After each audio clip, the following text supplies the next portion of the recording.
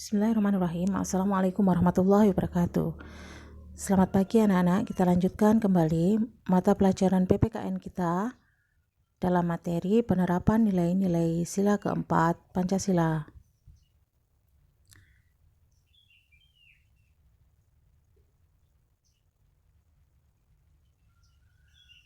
Nah, saya ulangi. Penerapan nilai-nilai Pancasila dalam kehidupan sehari-hari. Yang pertama adalah sila keempat Pancasila. Ini adalah lambang dari sila keempat Pancasila, yaitu kepala banteng. Bunyi sila keempat adalah kerakyatan yang dipimpin oleh hikmat kebijaksanaan dalam permusyawaratan perwakilan.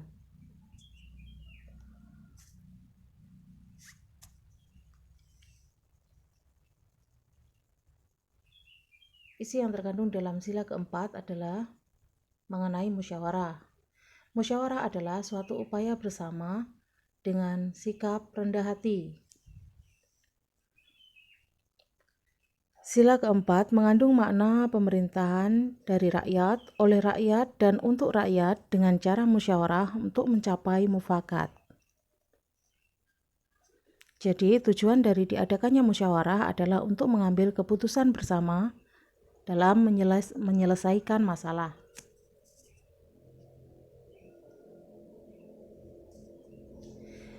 Lalu nilai-nilai yang terkandung dalam sila keempat Pancasila antara lain mengutamakan kepentingan negara dan masyarakat. Jadi tidak boleh mengutamakan kepentingan pribadi. Saya ingin begini tetapi nanti masyarakat terganggu, jadi kita lebih mengutamakan kepentingan masyarakat, bukan kepentingan pribadi kita. Lalu tidak memaksakan kehendak kepada orang lain, misalnya harus begini, kamu harus mengikuti keinginan saya, itu tidak boleh. Itu namanya memaksakan kehendak kepada orang lain. Lalu mengutamakan musyawarah dalam mengambil keputusan untuk kepentingan bersama. Jadi tidak boleh mementingkan kepentingan sendiri ya, dimusyawarahkan terlebih dahulu.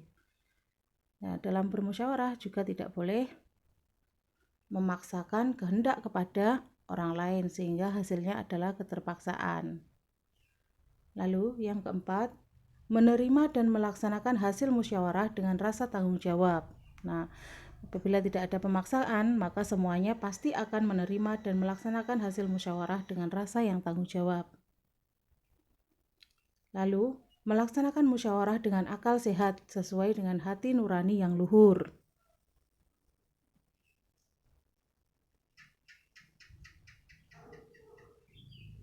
Lanjutnya,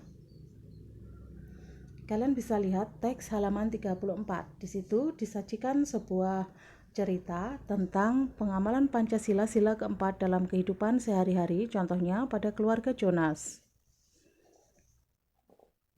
Judul teksnya adalah memelihara kucing. Jonas memelihara kucing di rumah. Ayah dan ibu mengizinkan Jonas memelihara kucing. Akan tetapi, kakak Jonas tidak menyukai kucing karena takut kucing tersebut mencakarnya. Jonas merasa bingung. Ia menceritakan hal itu kepada ayah dan ibu. Akhirnya, ayah, ibu Jonas, dan kakak bermusyawarah untuk menyelesaikan masalah tersebut. Ayah mengusulkan Jonas tetap boleh memelihara kucing, tetapi kucing tersebut tidak boleh masuk ke dalam rumah. Kucing Jonas akan dibuatkan kandang di samping rumah. Jonas dapat bermain dengan kucingnya, tetapi tidak boleh membawanya ke dalam rumah. Kakak dan Jonas setuju dengan usul ayah. Seluruh anggota keluarga puas dengan keputusan itu. Kita lihat, jadi hasil dari musyawarahnya menghasilkan keputusan bersama, tidak menyakiti kakak Jonas, juga tidak menyakiti Jonas. Dan kita lihat meskipun ayahnya berusia lebih tua dan menjadi kepala keluarga, tetapi tetap menghormati anak-anaknya seperti kakak Jonas dan ibunya. Untuk mengusulkan sesuatu, ayahnya menanyakan dulu kepada Jonas karena beliau menghormati yang lebih muda. Jadi Yang tua menghormati yang lebih muda juga menghormati yang lebih tua. Nah, dari teks halaman 34 mengenai keluarga Jonas dalam memutuskan mengambil keputusan untuk memelihara kucing, kita mendapatkan bahwa yang pertama, sikap yang mencerminkan nilai sila keempat Pancasila, yaitu musyawarah yang dilakukan oleh keluarga Jonas. Contohnya adalah musyawarah yang dilakukan oleh keluarga Jonas untuk menyelesaikan masalah merawat kucing. Dari teks tersebut juga kita mendapatkan bahwa Jonas tidak memaksakan kehendak ya. Apabila Jonas tetap memaksakan kehendaknya untuk memasukkan kucing ke dalam rumahnya, maka akan terjadi pertikaian di dalam keluarganya, akan terjadi konflik. Kakaknya akan terus trauma dengan kucing karena takut dicakar, tapi Jonas tetap memasukkan kucing ke dalam rumahnya sehingga pasti akan terjadi pertikaian, perkelahian, percekcokan, konflik, dan sebagainya. Selanjutnya, kita juga mendapatkan bahwa meskipun menjadi kepala keluarga, ayah Jonas tetap menghormati pendapat keluarganya dengan mengusulkan syarat dulu. Mengusulkan bukan memaksakan kehendak. Kamu harus begini Jonas, berarti tidak seperti itu ya. Tetapi mengusulkan syarat pemeliharaan kucing pada Jonas. Setelah itu Jonas baru menyetujui. Oh ya, dengan akal sehatnya dia dapat menyetujui. Jadi diusulkan dulu seperti ini Jonas dengan kalimat yang baik, sopan ya. Bukan dengan harus begini, kamu harus mengikuti kehendak saya. Itu tidak boleh ya. Nih, sikap seperti ini harus kita tanamkan sejak kecil nanti kalau supaya tidak terbawa terus sampai dewasa. Lanjutnya, musyawarah untuk mencapai mufakat perlu dilakukan untuk memecahkan masalah dan menghasilkan keputusan bersama agar tercipta kehidupan yang damai. Jadi dengan tercapainya mufakat maka tidak ada yang merasa masih memiliki rasa yang tidak enak dan semuanya akan melaksanakan hasil keputusan daripada musyawarah tadi. Jadi tujuan diadakan musyawarah adalah untuk memecahkan masalah dan menghasilkan keputusan bersama, bukan keputusan individu, bukan kepentingan individu saja, tapi kepentingan bersama, keputusan untuk kepentingan bersama. Lanjutnya, contoh lain penerapan sila keempat Pancasila dalam kehidupan sehari-hari adalah musyawarah warga, misalnya untuk melakukan kerja bakti. Kemudian yang biasa kita lakukan adalah diskusi kelas bersama teman atau teman sekelas atau teman sekelompok. Misalnya untuk menentukan siapa ketua kelas, siapa ketua kelompok, siapa yang mendapatkan bagian menjadi sekretaris, dan lain-lain. Kemudian musyawarah musyawarah memilih pengurus kelas. Itu adalah apa yang bisa kita dapatkan dari teks tadi. Kita lanjutkan. Sila keempat Pancasila menjadi pedoman dalam menyelesaikan masalah yang menyangkut kepentingan bersama. Ini jelas sekali ya.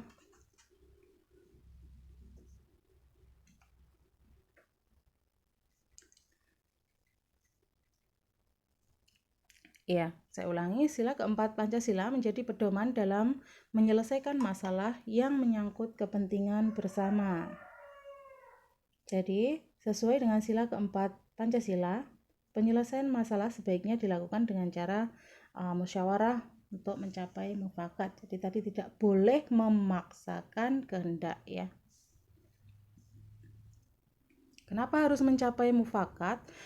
Karena setelah mufakat tercapai, semua peserta musyawarah pasti dapat menerima hasil keputusan tersebut dengan lapang dada. Setelah menerima keputusan tersebut dengan lapang dada, maka keputusan tersebut pasti akan dilaksanakan dengan penuh tanggung jawab dan ini harus.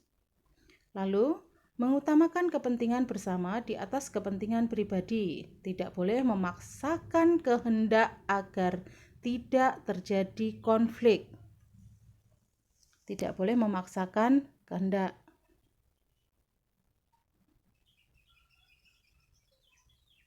Lalu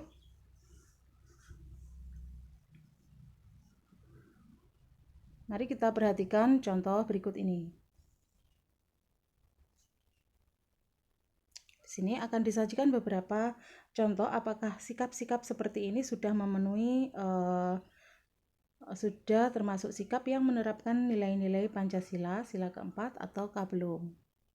Yang pertama, keluarga Dedi berdiskusi untuk memutuskan jenis hewan yang akan dipelihara. Kalian perhatikan, berdiskusi untuk memutuskan jenis hewan yang akan dipelihara. Contoh keduanya, Jonas menolak mengikuti pemilihan ketua kelas karena ia tidak setuju dengan semua calon yang diajukan. Lalu, kelompok Komang melakukan musyawarah untuk menentukan pembagian tugas saat berkemah. Kita lihat contoh yang pertama.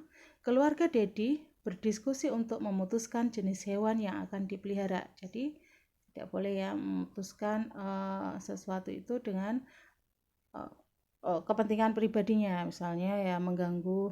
Pasti kalau mementingkan kepentingan pribadi pasti akan mengganggu kepentingan bersama.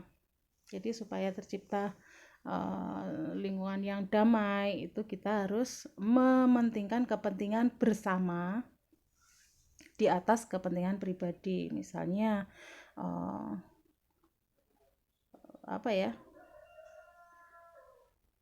rokok misalnya ya, karena ada lingkungan sekitar banyak yang tidak merokok, dia merokok sendiri di dalam ruangan lagi, itu kan mengganggu kepentingan umum ya, sangat mengganggu. Orang lain bisa sakit, bisa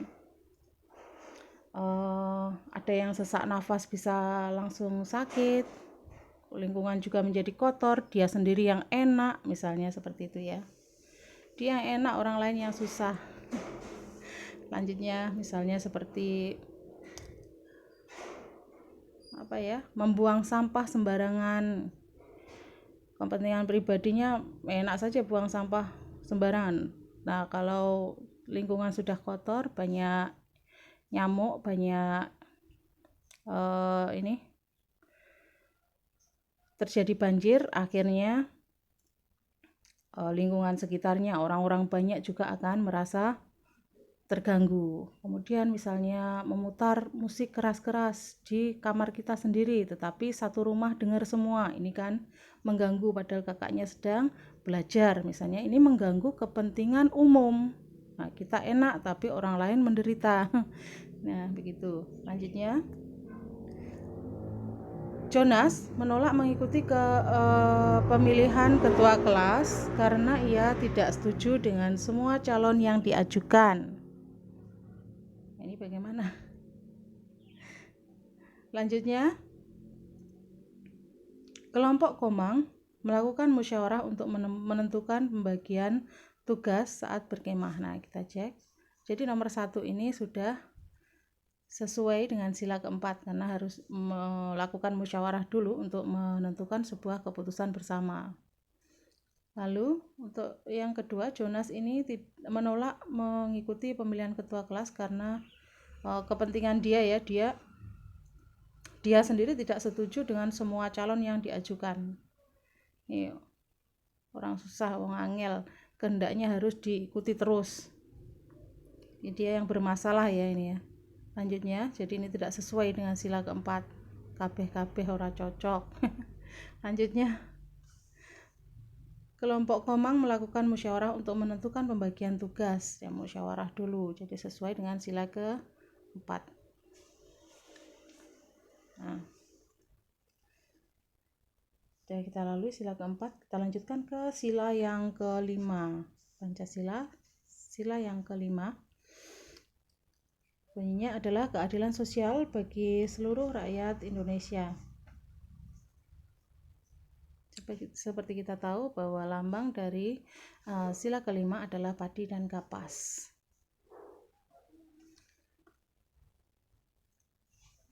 Sila kelima Pancasila bermakna tujuan bangsa Indonesia adalah tercapainya masyarakat Indonesia yang adil dan makmur secara lahir dan batin. Jadi keadilan dan kemakmuran yang dirasakan oleh masyarakat secara lahir dan batin ini adalah tujuan dari kemerdekaan. Jadi tujuan bersama ini yang membentuk kita menjadi satu negara, yaitu Indonesia. Jadi semuanya harus merasakan keadilan dan kemakmuran. Selanjutnya, keadilan merupakan salah satu tujuan negara Indonesia ya sebagai negara hukum. Penegakan keadilan akan membuat hidup masyarakat Indonesia menjadi aman, tentram, dan sejahtera. Ini harus serasi ya, harus seimbang antara hak dan kewajiban untuk bisa mencapai keadilan dan kemakmuran tadi. Misalnya orang yang seharusnya mendapat haknya ya harus diberikan haknya. Kita juga yang memiliki kewajiban, jangan hak saja yang dituntut, tetapi kewajiban juga harus dilaksanakan dengan semaksimal mungkin, sehingga dengan penuh rasa tanggung jawab. Nah, tanpa dituntut pun haknya juga harus diberikan sehingga terjadi keselarasan, keharmonisan, dan keseimbangan ya antara hak dan kewajiban. Bukan orang dituntut melaksanakan kewajiban terus haknya tidak diberikan, ini namanya tidak seimbang. Terus menuntut hak saja tidak melaksanakan kewajiban, ini juga tidak seimbang. Nah, nilai pengamalan dari sila kelima Pancasila ini diantaranya adalah yang pertama,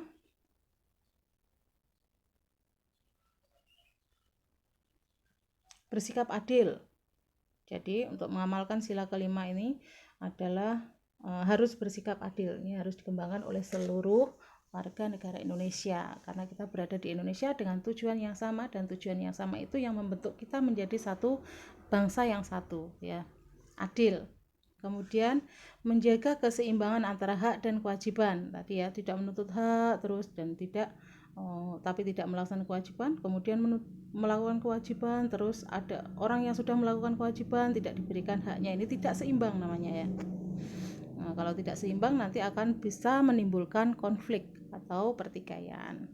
Kemudian menghormati hak-hak orang lain, haknya untuk hidup tenang dihormati, jangan diganggu. Semua warga negara Indonesia ini berhak untuk mendapatkan rasa aman, kemudian apa lagi tadi, tentram dan sejahtera. Jadi penegakan keadilan akan membuat kehidupan masyarakat Indonesia menjadi aman, tentram, dan sejahtera. Ya, kalau kita langgar ada hukumnya karena Indonesia ini negara hukum. Misalnya berjalan di jalan raya di tengah jalan yang seharusnya dia pelan tetapi dia berkendaraan dengan cepat sekali, akhirnya misalnya di depan pasar itu kan rame, jadi ya kita harus agak pelan gitu ya. Kalau dengan kecepatan tinggi akhirnya ada orang yang tertabrak misalnya, akhirnya kepentingan orang lain terganggu, rasa amannya juga terganggu dan tidak tentram. Lalu jadi menghormati hak orang lain, suka memberi pertolongan kepada orang lain. Ya, suka memberi pertolongan ya, kalau ada orang yang meminta bantuan tolong. Ya pokoknya suka memberi pertolongan kepada orang lain lah, banyak contohnya ya. Misalnya ada nenek-nenek menyeberang di jalan, kita bantu. Kan jalannya kurang cepat, kita bantu misalnya. Tidak bersifat boros dan bergaya hidup mewah. Jadi bergaya hidup hemat yang sesuai ya, tidak bersifat boros. Tidak melakukan perbuatan yang merugikan kepentingan umum, tadi diulangi, tidak melakukan perbuatan yang merugikan kepentingan umum, misalnya tadi buang sampah sembarangan, kemudian menebangi pohon sembarangan, akhirnya terjadi banjir, masyarakat umum yang terkena dampaknya, terkena global warming, terkena banjir, terkena pemanasan global, suhu udara di sekitarnya menjadi panas. Kemudian menghargai hasil karya orang lain, misalnya banyak ini karya-karya anak bangsa yang seharusnya kita hargai, misalnya seandainya Indonesia berhasil menciptakan mobil SMK apa itu ya kemarin yang diumumkan oleh Bapak Presiden, itu Indonesia berhasil membuat, dari anak-anak SMK itu berhasil membuat mobil yang dinamai SMK, itu ya harus kita hormati, bukan malah diejek, mobil kok begitu, tetapi tidak dapat melakukannya sendiri. Jadi hasil karya orang lain itu ya dihormati, supaya apa? Menghormati bangsanya sendiri tidak bisa kok menghormati bangsa lain saja harus kita hormati, apalagi bangsa kita sendiri, apalagi hasil karya anak bangsa sendiri. Misalnya berhasil membuat jamu, mengembangkan jamu tradisional ya, itu yang harus kita bangga. Justru kita harus bangga dengan hasil dari bangsa kita. Nah, kalau kita sendiri tidak bisa menghargai hasil karya bangsa kita sendiri, lalu bagaimana bangsa lain akan menghargai kita? Bangsa ini dewe ora menghormati bangsanya sendiri, bagaimana orang lain bisa menghormatinya ya. Lanjutnya. Nah, di halaman 46 kalian bisa melihat sebuah teks yang berjudul Tamasya ke Kebun Binatang. Kita baca dulu. Komang dan keluarganya pergi ke kebun binatang. Komang dan adik sangat suka melihat hewan-hewan yang ada di kebun binatang. Ayah, ibu, dan kakak asyik berfoto. Ketika beristirahat, ibu mengeluarkan bekal kue bolu. Setiap anggota keluarga mengambil 2 potong kue. Akan tetapi, adik meminta 4 potong. Komang menegur adik agar tidak mengambil terlalu banyak karena takut tidak habis. Adik berjanji untuk menghabiskan semuanya. Setelah beristirahat, mereka berniat melanjutkan berjalan-jalan mengelilingi kebun binatang. Adik Komang belum selesai makan kue. Adik menangis karena ia sudah kenyang dan tidak sanggup lagi menghabiskan kue. Ibu menasihati adik agar lain kali mengambil makanan secukupnya saja. Adik berjanji untuk tidak serakah lagi. Apa yang kita dapat dari teks tersebut? Yang pertama, sikap Komang. Komang melarang adiknya untuk mengambil kue lebih banyak karena takut tidak habis ya. Jadi sikap Komang sudah sesuai dengan sila kelima, yaitu keadilan ya, dan tidak bersifat boros. Jadi masing-masing sudah dapat jatahnya 2, yaitu dulu dihabiskan dulu ya, tidak bersifat boros.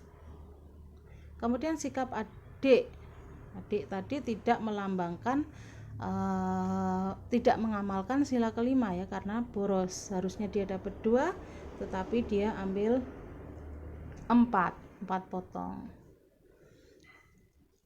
Sikap Komang, selanjutnya sikap Komang sudah sesuai dengan penerapan sila kelima Pancasila dengan tidak boros, sementara sikap adik tidak sesuai dengan Pancasila karena bersifat boros. Coba kalau banyak orang yang melakukan hal itu, misalnya bukan haknya diambil, sehingga orang lain yang seharusnya menerima haknya tidak menerima, akhirnya tidak menerima atau merugikan kepentingan umum, sehingga ada yang tidak menerima, sehingga terjadi konflik, sehingga terjadi pertikaian.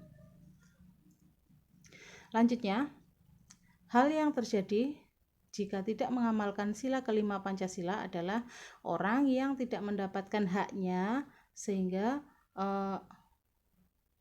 ini salah ketik ya. Apabila tidak mengamalkan sila kelima, ini ada orang yang tidak mendapatkan haknya. Oh, begitu ya. Ada orang yang tidak mendapatkan haknya sehingga menimbulkan konflik, sehingga menimbulkan pertikaian, sehingga tidak tercipta keadilan, rasa aman, ketentraman tidak ada. Kemudian mengganggu kepentingan umum dan membuat bangsa menjadi terpuruk. Ya, terpuruk karena hasil karyanya saja sudah tidak dihargai oleh bangsanya sendiri. Bagaimana mungkin laku terjual di pasar internasional, tidak dihargai oleh bangsanya sendiri. Nah, itu adalah apa yang kita pelajari hari ini. Jadi kita mempelajari tentang pengamalan sila keempat dan sila kelima Pancasila, bagaimana penerapannya dalam kehidupan sehari-hari. Nah, sekarang setelah kalian tonton videonya, kalian bisa memutar ulang berkali-kali dengan mendownload offline. Download dulu offline supaya paket datanya, kuota internetnya tidak terlalu banyak dan kalian dapat memutar berkali-kali tanpa internet. Setelah di-download ya. Di-download offline di HP-nya masing-masing kan lebih ringan nanti ya. Kemudian setelahnya mari berlatih mengerjakan soal-soal pada buku paket kalian yang tadi kita bahas. Kalian bisa ulang satu persatu. Apa yang kalian cari sebenarnya sudah ada di tiap-tiap slide ini tadi ya. Kerjakan soal-soal pada buku paket kalian halaman 34, 40, dan 46. Sekian saja dari Bu Yuni. Kalian bisa memutar videonya berkali-kali sesuai dengan yang kalian mau, dengan di-download offline tadi ya. Nah, sekian saja dari saya. Selamat mengerjakan. Wassalamualaikum warahmatullahi wabarakatuh.